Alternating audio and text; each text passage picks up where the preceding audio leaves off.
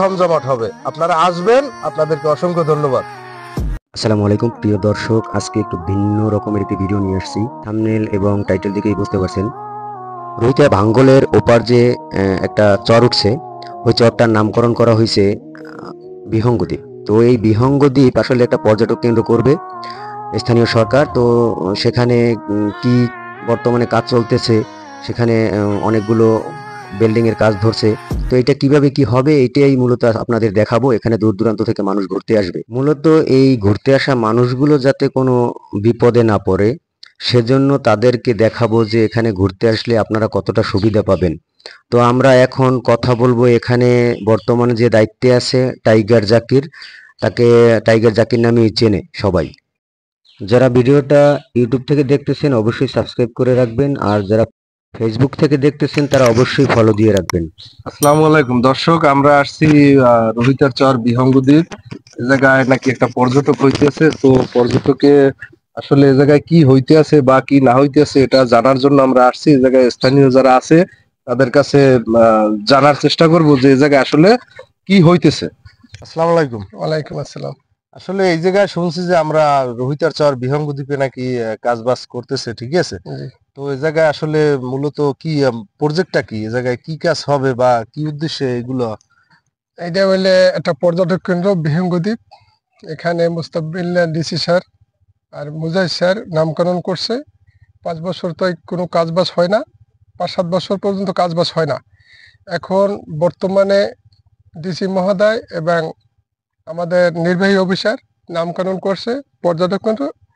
Just rest house, bathroom এবং সিঁড়ি, JD, জেডির কাজ কালকে শুরু করবে ইত্যাদি। এই আর এখানে অনেক পর্যটক আসে বহু দূর থেকে। এখানে রাত্রে যারা গেস্ট আসে রাত্রে থাকে এবং রান্না বান্না করে এখানেই থাকে। আর আমি স্থানীয় পর্যায়ে না, শুধু আমি এই পর্যটক কেন্দ্রের দায়িত্বে আছি, ওপার এপার সব জায়গায়। আর যেহেতু আপনার কুয়াকাটা, সমুদ্র সৈকত এবং সুন্দরবনে যে কোনো স্পট আছে, এই স্পটে আমার বলে ফোন দেয়, আমি ট্রলার ভাড়া করে নিয়ে যাই। এখানে অনেক পর্যটক আসে। যাই হোক, সবকিছু জানতে পারলাম আপনার কাছ থেকে, আপনাকে অসংখ্য ধন্যবাদ। আমিও যারা গেস্ট আছে বা দর্শক আছে বা আমাদের মেহমান আছে সকলকে অসংখ্য ধন্যবাদ, আপনাকেও অসংখ্য ধন্যবাদ। আসসালামু আলাইকুম ভাই। ওয়ালাইকুম সালাম। শুনছি যে নতুন একটা পর্যটক হইতেছে। আমরা একজনের কাছ থেকে জানতে পারলাম যে এই জায়গায় গেস্ট আসবে, ঠিক আছে, তারপর সিঁড়ি হবে, বিহঙ্গদ্বীপে ঘোরাফেরা করতে পারবে। এ বিষয়ে আপনার মন্তব্য কি? আপনি যেটা শুনছেন অবশ্যই সত্যি। তাছাড়া আমাদের এই যে বিহঙ্গদ্বীপ কাজ চলতেছে সেটা তো আপনারা দেখতে পাচ্ছেন। আমাদের এখানে অনেক ধরনের কাজ হবে। তাছাড়া আমাদের এখানে পার্ক যেটা, সেক্ষেত্রে পার্কে যতটা মালামাল লাগুক সব ধরনের আয়োজন করা হয়েছে। তো অনেক দূর থেকে মানুষ এখানে আসবে। মানুষের কাছে মনে করেন যে আমরা যথাপরিমাণ উন্নত হওয়ার চেষ্টা করব। আমরা এখানে স্থানীয়, তাছাড়া আমাদের মানুষ যারা ঘুরতে আসবে তাদেরকে যথাপরিমাণ ভালোবাসা দেওয়ার চেষ্টা করব। আপনাকে অসংখ্য ধন্যবাদ।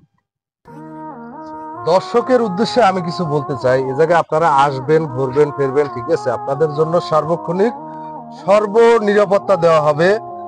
এ জায়গায় আপনারা আসলে কোনো সমস্যা হবে না। এ জায়গায় আপনার যে পরিমাণে কাজবাজ হইতেছে, তো আমরা মনে করি যে এটা আরো উন্নত হবে, আরো জমজমাট হবে। আপনারা আসবেন, আপনাদেরকে অসংখ্য ধন্যবাদ।